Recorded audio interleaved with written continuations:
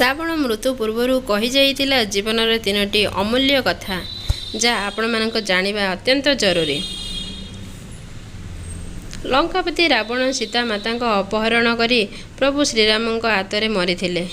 କିନ୍ତୁ ତମେ କ'ଣ ଜାଣିଛ, ରାବଣ ଯେତେବେଳେ ମୃତ୍ୟୁଶଯ୍ୟାରେ ପଡ଼ିଥିଲେ ସେତେବେଳେ ଶ୍ରୀରାମ ତାଙ୍କ ସାନ ଭାଇ ଲକ୍ଷ୍ମଣଙ୍କୁ ରାବଣଠାରୁ ଜୀବନର କିଛି ଶିକ୍ଷା ନେବାକୁ କହିଥିଲେ। କିନ୍ତୁ ଲକ୍ଷ୍ମଣ ଭାବିଲେ କି ଦୁରାଚାରୀ ଓ ମୃତ୍ୟୁ ମୁଖରେ ଥିବା ରାବଣଠାରୁ ବା ସେ କ'ଣ ଶିକ୍ଷା କରିବେ।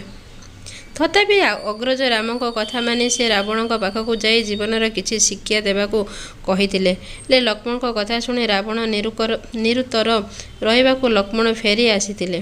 ରାମଙ୍କୁ ଏହା କହିଥିଲେ, କିନ୍ତୁ ରାମ ତାଙ୍କୁ କହିଲେ ଗୁରୁଙ୍କ ମୁଣ୍ଡ ଆଡ଼େ ନୁହେଁ, ବରଂ ତାଙ୍କ ଚରଣରେ ଠିଆ ହୋଇ ଶିକ୍ଷା ନେବା ଉଚିତ। ତେଣୁ ରାମଙ୍କ କଥା ମାନି ଲକ୍ଷ୍ମଣ ରାବଣଙ୍କ ଚରଣ ପାଖରେ ଠିଆ ହୋଇ କହେ ସମ୍ମାନପୂର୍ବକ ତାର ଜୀବନର କିଛି ଶିକ୍ଷା ଦେବାକୁ କହିଥିଲେ। ଏହା ଶୁଣି ରାବଣ କହିଲେ, ଶିକ୍ଷା ତ ନିଶ୍ଚୟ ଦେବି, କିନ୍ତୁ ତା ପୂର୍ବରୁ ମୋର ଗୋଟିଏ ପ୍ରଶ୍ନର ଉତ୍ତର ଦିଅ।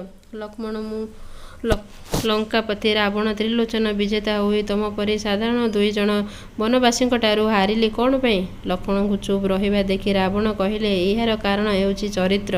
ମୁଁ ସୀତାଙ୍କ ପରି ପବିତ୍ର ମହିଳାଙ୍କୁ ଅପହରଣ କରି ମୋର ଖରାପ ଚରିତ୍ରର ପରିଚୟ ଦେଲି। ତେଣୁ ଆଜି ଏହି ଅବସ୍ଥାରେ ପଡ଼ିଲି। ଛାଡ଼, ଏହା ସବୁ ତମର ଜୀବନର 3ଟି ଗୁରୁତ୍ୱପୂର୍ଣ୍ଣ ଶିକ୍ଷା ଦେଉଛି। ପ୍ରଥମଟି ହେଉଛି ଶୁଭ କାର୍ଯ୍ୟରେ କେବେ ବି ବିଳମ୍ବ କରିବା ଉଚିତ ନୁହେଁ ଏବଂ ଅଶୁଭ କାର୍ଯ୍ୟକୁ ଟାଳି ଚାଲିବା ଉଚିତ। ଯେତେବେଳେ ମୁଁ ମୋ ଭଉଣୀ ଶୂର୍ପଣଖାର କଥା ଶୁଣିଲି, ମୁଁ ବୁଝିପାରିଥିଲି କି ପ୍ରଭୁ ଶ୍ରୀରାମ ମୋତେ ମୁକ୍ତି ଦେବା ପାଇଁ ଧରାପୃଷ୍ଠରୁ ଆସିଛନ୍ତି। ମାତ୍ର ତାଙ୍କ ଦର୍ଶନ ଭଳି ଶୁଭ କାର୍ଯ୍ୟକୁ ମୁଁ ଟାଳି ବିଳମ୍ବ କରିଦେଲି ଏବଂ ସୀତା ମାତାଙ୍କୁ ଅପହରଣ କରି ଅଶୁଭ କାର୍ଯ୍ୟକୁ ଶୀଘ୍ର କରିଲି। ସେଥିପାଇଁ ମୁଁ ଆଜି ଏହି ଅବସ୍ଥା ଭୋଗୁଛି। ଦ୍ୱିତୀୟଟି ହେଉଛି ନିଜ ଶତ୍ରୁଙ୍କୁ କେବେ ବି ଛୋଟ ଭାବିବା ଉଚିତ ନୁହେଁ। ଯେତେବେଳେ ମୁଁ ତପସ୍ୟାରେ ସନ୍ତୁଷ୍ଟ ହୋଇ ଭଗବାନ ବ୍ରହ୍ମା ମୋତେ ବର ଦେଲେ, ସେତେବେଳେ ମୁଁ ମାଙ୍କଡ଼ ଓ ମଣିଷଙ୍କୁ ଛାଡ଼ି ଅନ୍ୟ ସମସ୍ତଙ୍କ ଉପରେ ବିଜୟ ଲାଭର ବର ମାଗିଥିଲି। ହେଲେ ଅହଙ୍କାରର ବଶବର୍ତ୍ତୀ ହୋଇ ଯେଉଁ ମନୁଷ୍ୟକୁ ଛୋଟ ଭାବିଲି, ଆଜି ତା ପାଖେ ହାରିଗଲି। ଦ୍ୱିତୀୟଟି ହେଉଛି ଭୁଲରେ ବି କାହାକୁ ନିଜର ଦୁର୍ବଳତା ବା ଗୁପ୍ତ କଥା କହିବ ନାହିଁ।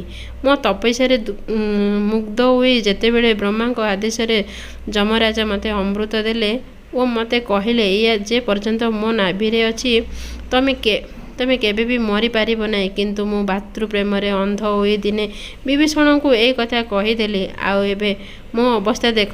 ତେଣୁ କେବେ ବି ନିଜର ରହସ୍ୟ କାହା ଆଗରେ କହିବ ନାହିଁ। ବନ୍ଧୁଗଣ, ନୀତିବାଣୀ ଆପଣଙ୍କୁ ଭଲ ଲାଗିଲା ଗୋଟିଏ ଲାଇକ୍ କରିଦେବେ, ଅନ୍ୟମାନଙ୍କ ସହ ସେୟାର କରନ୍ତୁ ଓ ଆଗକୁ ଏମିତି ନୂଆ ନୀତିବାଣୀ ଶୁଣିବାକୁ ମୋ ଚ୍ୟାନେଲକୁ ସବସ୍କ୍ରାଇବ୍ କରନ୍ତୁ। ରହିଲି ଫ୍ରେଣ୍ଡସ୍, ବାଏ।